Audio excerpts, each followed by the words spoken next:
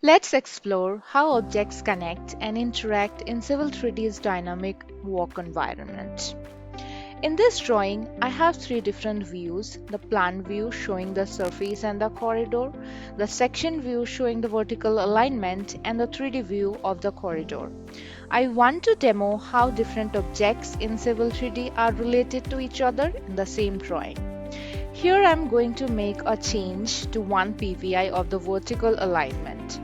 You can type in the elevation value directly, but in this case I am simply going to drag and adjust the PVIs. With just a couple of clicks, the change is done. Now let's talk through what happened. First, when I moved the PVI upward, the grades of the tangent and the parabolic curve changed. Since I changed the vertical design of the road corridor also updated. The daylight line updated automatically as well. As you saw, it pushed outwards without me doing anything manually. The surface linked to the corridor also updated automatically, and now you can see the updated contours. Now let's take the storm drains, which is connected to the road surface, updated in the plans, sections and 3D views automatically while maintaining the rim of the structure at the top of the surface.